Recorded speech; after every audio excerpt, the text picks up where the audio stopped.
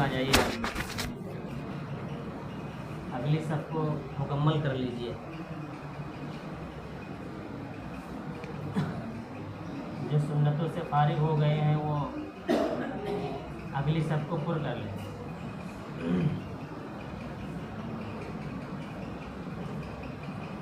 नहमदुहु व नस्तईनुहुहु व नस्तगफिरुहु व नऊज़ु बिल्लाहि मिन शुरूरि अनफुसिना व मिन सय्यिआति अअमालिना मन यहदिहिल्लाहु फला मुदिल्ल लहु व मन युद्लिलहु फला हादिय लहु अशहदु अन ला इलाहा इल्लल्लाह व अशहदु अन्न मुहम्मदन अब्दुहु व रसूलुहु अम्मा बाद। अऊज़ु बिल्लाहि मिनश शैतानिर रजीम, बिस्मिल्लाहिर रहमानिर रहीम। लन तनालुल बिर्रा हत्ता तुनफिकू मिम्मा तुहिब्बून, सदक़ल्लाहुल अज़ीम। मेरे मुहतरम बुज़ुर्गों और दोस्तों और अज़ीज़ साथियों, अल्लाह रब्बुल इज़्ज़त का बहुत बड़ा एहसान अज़ीम है कि अल्लाह तबारक व तआला ने हम सब को अपने मुक़द्दस और पाक घर में जमा फरमाया और एक सबसे अहम और दीनी फरीज़ा अदा करने की तौफ़ीक़ अता फरमाई।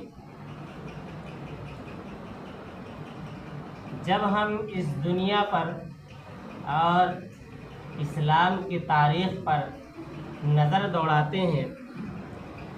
एक तायराना नज़र डालते हैं और हम किताबों को खोलकर उसका मुताला और स्टडी करते हैं, जब हिस्ट्री को हम पढ़ते हैं तो हमें सबसे अहम चीज़, सबसे अहम इबादत जो नज़र आती है वो है वक्फ़ की ज़मीन। आजकल यही हिंदुस्तान के अंदर पार्लियामेंट के अंदर यही मौज़ूए गुफ्तगू बना हुआ है, लेकिन ये जो बिल लाया जा रहा है ये कितना हौलनाक और ये इस्लाम के ऊपर और हदीस के ऊपर और कुरान के ऊपर ये कितना इसके ऊपर दबाव और किस तरीके से इसके अंदर साजिशें की जा रही हैं। इस बिल को लाकर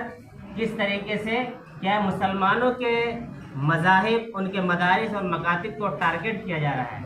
लेकिन हमें और आपको पता नहीं इसके बारे में कि आखिर ये हिंदुस्तान के अंदर क्या हो रहा है।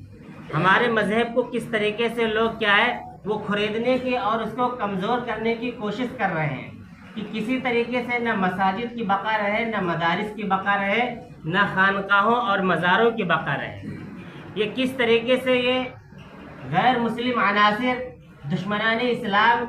ये इस्लाम के ऊपर हमलावर हो रहे हैं, हमें और आपको इसका अंदाज़ा भी नहीं। आइए तारीख़ की रोशनी में थोड़ी सी गुफ्तगू की जाए इसके ऊपर, ताकि बूढ़ों को भी, बच्चों को भी, जवानों को भी इसके बारे में इसका इल्म हो जाए। अगरचे हम अपनी बात को वहाँ तक नहीं पहुँचा सकते हैं, लेकिन क्या है हदीस के अंदर आता है कि क्या उस गुनाह के 3 दर्जे होते हैं उसके रोकने के। एक ये है कि अगर इंसान के अंदर ताकत हो, अगर इंसान के अंदर ताकत हो तो अपने हाथ से उस गुनाह, अगर कोई गुनाह करता है तो उसको मोड़ दे, उसको रोक दे। अगर इतनी भी ताकत नहीं है तो ज़बान से उसको कह दे अगर ताकत हो तो। और अगर ये भी ताकत नहीं है तो कम से कम ईमान का दर्जा ये है कि अगर गुनाह होता हो तो अपने दिल के अंदर क्या उसकी बोझ और क्या है उसकी कराहत दिल के अंदर होनी चाहिए। अगर हम अपनी बात को वहाँ तक नहीं पहुँचा सकते हैं, लेकिन दिल के अंदर तो कराहत, ये हदीस की बिना पर जो ईमान का सबसे कमतरीन हिस्सा है, इस पर अमल हर एक अदना सा अदना मुसलमान कर सकता है। अपने दिल के अंदर इसकी कराहत और इसकी क्या है नाकामी की जो चीज़ है वो उस वक्त आएगी जब ये इसकी तफसील आप हजरात के सामने खुलकर बयान की जाए। वक्फ कहते हैं रोकने को, यानी कि आदमी जब अपनी ज़मीन को अपनी मिल्कियत से निकाल कर अपनी रजामंदी से बगैर किसी के दबाव में वो जब वक्फ कर देता है तो वो अल्लाह रब्बुल इज़्ज़त की बारगाह में उसकी मिल्कियत में पहुंच जाती है ज़मीन। जैसे ये मस्जिद है, इसको हमारे बुज़ुर्गों ने क्या है अल्लाह के रास्ते में वक्फ कर दिया। तो जब वक्फ कर दिया तो जिसने वक्फ किया है उसकी मिल्कियत इसके अंदर नहीं है, نہ اس کے اولاد کی ملکیت ہے، نہ اس کے گھر والوں کی ملکیت ہے، نہ اس کے رشتہ دار کی ملکیت ہے، کسی کی ملکیت اس مسجد کے اندر نہیں رہی، نہ اس کے اندر وراثت جاری ہوگا، نہ اس کے اندر کوئی اپنے آپ کو کہہ سکتا ہے کہ یہ ہماری مسجد ہے، کیونکہ جب اس نے وقف کیا ہے تو یہ مسجد اس کی ملکیت سے نکل کر اللہ رب العزت کی ملکیت میں پہنچ گئی۔ جب اللہ کی ملکیت میں پہنچ گئی تو یہ اس میں کیا ہے، حکم چلے گا تو اللہ کا چلے گا۔ لیکن اس کے اندر جو ٹرسٹ ہوتے ہیں، جو کمیٹی ہوتی ہے، گاؤں کے یا شہر کے چنندہ لوگوں کو منتخب کیا جاتا ہے، وہ ایک نگراں ہوتے ہیں، وہ ذمہ دار، وہ اس کی ملکیت نہیں ہوتے ہیں۔ اس مسجد کے یا دنیا کی جتنی بھی اوقاف ہیں، جتنی بھی زمینیں ہیں، اس کا کوئی اختیار نہیں ہوتا ہے، بلکہ ایک کمیٹی بنائی جاتی ہے تاکہ اس کے مال کو، اس کے جو کیا ہے خرید و فروخت کو اس کے اچھی جگہ پر، اچھے سے اچھی جگہ پر استعمال کیا جائے، کسی کی ملکیت نہیں ہوتی ہے اس کے اندر۔ تو وقف کا معنی یہی ہوتا ہے کہ آدمی اپنی ملکیت سے زمین اور جائیداد و مال کو نکال کر اللہ کے راستے میں جو وقف کرتا ہے، اسی کو وقف کہتے ہیں۔ تو آج کل ریسرچ کے مطابق یہ بات سامنے آئی ہے کہ ریلوے لائن سے کم، یعنی دوسرے نمبر پر اگر کسی کے پاس زمین و جائیداد سب سے زیادہ ہے ہندوستان میں، تو مسلمانوں کے پاس وقف کی پراپرٹی سب سے زیادہ ہے۔ تو اسی پر کیا ہے، مسلم عناصر جو بی جے پی جو حکمران ہے، وہ اس بات پر دعویٰ کرتی ہے کہ کسی طریقے سے یہ مسلمان کے ذمے، مسلمان کے قبضے میں جو یہ زمین ہے، اس کو نکال کر کسی طریقے سے کیا ہے اس کے اندر دخل اندازی کیا جائے تاکہ مسلمان بھی اس سے محفوظ نہ رہیں۔ جب ان کے پاس کوئی پراپرٹی نہیں ہوگی تو ان کیا ہے کہ وہ ایک آخری لقمہ کے مانند ہو جائیں گے کہ جدھر چاہے ان کو موڑ دیا جائے اور جدھر چاہے ان کو کھسکا دیا جائے۔ اسی کو لے کر تمام علماء کرام ہندوستان کی اس رائے پر متفق ہوئے ہیں کہ اپنی اپنی مسجدوں کے اندر عوام کو بیدار کیا جائے اور ان کے اندر اس بات کا شعور لایا جائے کہ جو وقف ترمیمی بورڈ ہے اس کو مکمل طور پر بائیکاٹ کیا جائے۔ اس کا طریقہ میں بھی آپ لوگوں کو بتاتا ہوں۔ یہ وقف کی جو زمینیں ہیں، جو وقف کا جو مسئلہ ہے، وقف کا جو سلسلہ ہے، یہ آپ علیہ الصلوۃ والسلام سے چلا آ رہا ہے۔ صحابہ کرام کے تاریخ کو جب ہم دیکھتے ہیں، ان کے واقعات کو پڑھتے ہیں، تو انہوں نے کوئی تو کھجور کے درخت کو کیا ہے وقف کر رہا ہے، کوئی تو کنویں کو وقف کر رہا ہے، کوئی تو نہر کھودوا کر کیا ہے وقف کر رہا ہے۔ یہ تمام کی تمام ثبوت صحابہ کرام سے ملتی ہیں۔ حضرت عثمان غنی رضی اللہ عنہ کے بارے میں آتا ہے کہ ایک یہودی کا کنواں تھا، وہاں پر مسلمان آباد تھے، تو وہ پیسہ لے کر، ٹیکس لے کر کیا پانی کو دیا کرتا تھا، اور وہ بہت زیادہ قیمت میں اس کو دیتا تھا۔ وہاں کے مسلمان آپ علیہ الصلوۃ والسلام کے پاس آئے اور شکایت کی کہ ہم غریب ہیں، ہمارے پاس اتنا مال و دولت نہیں، اتنا پیسہ نہیں ہے کہ ہم کیا ہے وہاں سے پانی لے سکیں، خرید سکیں، ہمارے بچے، ہمارے جانور پیاس کی وجہ سے سسکتے ہیں، بلکتے ہیں، ہمارے پاس پیسہ نہیں ہوتا ہے۔ اللہ کے نبی صلی اللہ علیہ وسلم کی آنکھوں میں آنسو آ گئے اور آپ علیہ الصلوۃ والسلام نے مجمع کو ابھارتے ہوئے فرمایا کہ کون ہے جو اس کنویں کو خرید کر وقف کر دے، مسلمانوں کے لیے کیا ہے وقف کر دے۔ کوئی کھڑا نہیں ہوا، لیکن عثمان غنی رضی اللہ عنہ کھڑے ہوئے اور اس یہودی کے مسلمان کے پیچھے پیچھے چل دیے، جا کر دیکھا وہ کنواں ہے۔ وہ ایک تاجر تھے، عثمان غنی رضی اللہ عنہ ایک تاجر تھے۔ تاجر کا جو دماغ ہوتا ہے وہ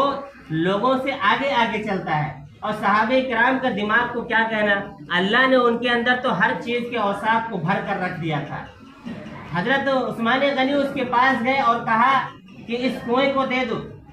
اس نے کہا میں کسی قیمت پہ نہیں دوں گا۔ آخرکار انہوں نے دماغ لگایا کہ چلو میں تم کو جتنا پانی ہے اس کا پیسہ بھی دیتا ہوں اور تم بھی پیو اور ہمارے مسلمان بھی پیئیں گے۔ کہا ایسا نہیں ہوگا، کہا 3 دن تم پیو گے، 3 دن کیا ہے ہمارے مسلمان بھائی اس کنویں سے پانی نکالیں گے، پئیں گے۔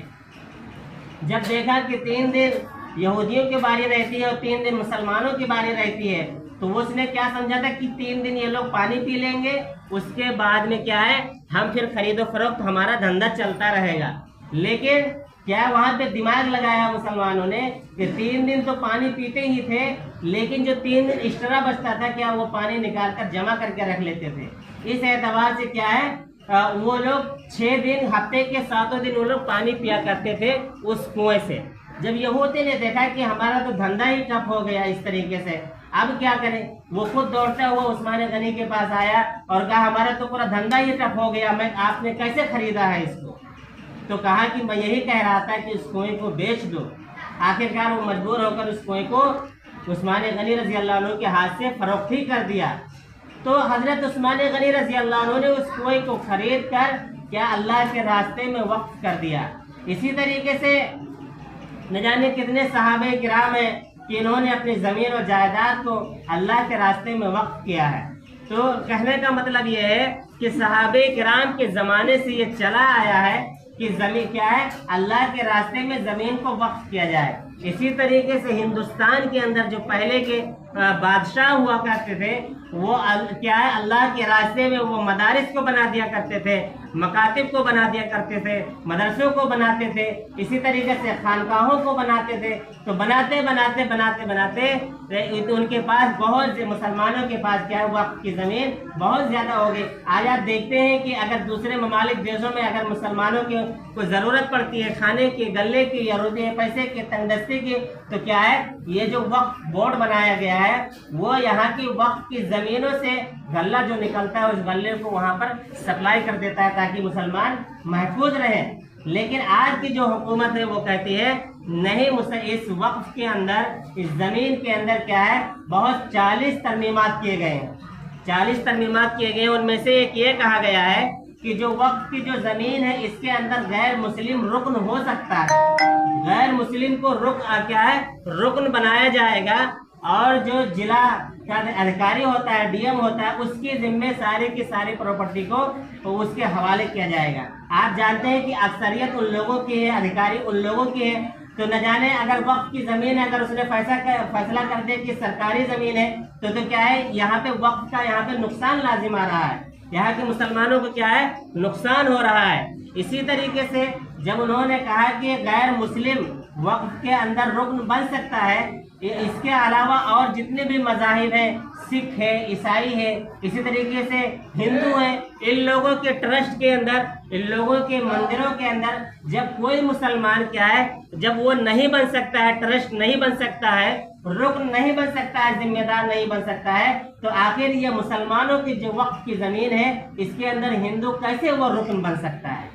اسی کو لانے کی کوشش کر رہے ہیں میرے دوستوں۔ اسی طریقے سے اور بہت ساری چیزیں ہیں کہ اگر کوئی زمین وقف کرنا چاہے، اگر کوئی نو مسلم ہے اور وہ زمین کو وقف کرنا چاہے تو اس کے لیے ضروری ہے کہ 5 سال مسلمان ہونے کے لیے اس کو گزر جانا چاہیے۔ آخرکار یہ بتائیے، اگر کوئی مسلمان ہو گیا اور اس زمین کو کیا ہے وقف کرنا چاہتا ہے تو بھلا بتلاؤ وہ ایک عبادت سے محروم رہے گا یا نہیں رہے گا؟ کہ اللہ کے راستے میں اگر وہ خرچ کرنا چاہے تو اس کے لیے بولتے کیا ہے، یہ قانون لایا گیا ہے کہ 5 سال کا مسلمان ہونا ضروری ہے۔ تو کیا یہ ایک عبادت سے محرومی لازم آ رہی ہے، اس لیے یہ بھی شریعت کے خلاف ہے۔ اسی طریقے سے اور بہت ساری ترمیم اس کے اندر کی گئی ہے کہ اس کے اندر اور ترمیم کی گئی ہے کہ اگر کیا زمین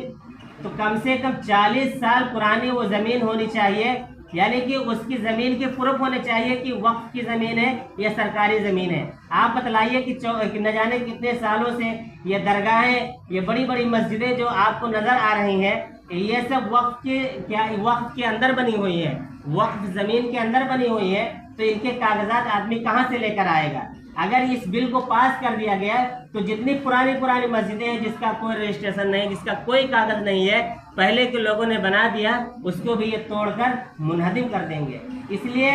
علماء کرام نے یہ ایک نکالا ہے کہ بی جے پی تک آواز پہنچانے کے لیے، پارلیمنٹ تک آواز پہنچانے کے لیے انہوں نے ایک جی میل کھولا ہے، اسکینر کھولا ہے کہ اس کے ذریعے آپ اپنا نام لکھ کر اس بل کا بائیکاٹ کرنے کے لیے آپ کیا ہے، اس اسکرین پر آپ جب اسکینر کریں گے تو اس کے اندر پورا ریجیکٹ لکھ کر آ جائے گا۔ آپ کو نام لکھ کر، اپنے گاؤں کا نام لکھ کر، ضلع کا نام لکھ کر صرف جی میل کھول کے وہاں تک پہنچا دینا ہے، تو تاکہ آپ کیا اکثریت جب وہاں پر غالب رہے گی، وہاں پر رائے مانگا گیا ہے کہ جس کی رائے زیادہ ہوگی کیا ہے اسی پر فیصلہ کر دیا جائے گا. تو ہم سب کی ذمہ داری ہے کہ اپنے مذہب کی ذمہ داری، اپنے کیا ہے وقف بورڈ کی ذمہ داری، اسی طریقے سے اپنی پراپرٹی کی ذمہ داری، یہ تمام چیزیں ہیں کہ وقف بورڈ جو ہوتا ہے یہ اس سے غریبوں کی مدد ہوتی ہے، بیواؤں کی مدد ہوتی ہے، بے آسروں کی مدد ہوتی ہے، ان تمام چیزوں کی مدد ہوتی ہے، خانقاہوں کی مدد ہوتی ہے، اسی طریقے سے مسافر خانہ کھولا جاتا ہے ان تمام چیزوں سے. تو ہم سب کی ذمہ داری ہے کہ آپ اس ایپ کا استعمال کریں. ہمارے پاس موجود ہے، آپ نماز کے بعد ملیے یا جہاں کہیں ملیے، آپ وہ کیا ہے آپ اپنی آواز کو وہاں تک پہنچائیے. آج کل یہ سوشل میڈیا کا دور ہے کہ آپ کیا ہے آپ لکھنؤ میں یا کہیں دوسری جگہ جا نہیں سکتے ہیں لیکن اپنی آواز کو وہاں تک پہنچا ضرور سکتے ہیں. اس لیے ہم سب کی ذمہ داری ہے کہ ہم سب اس کا بائیکاٹ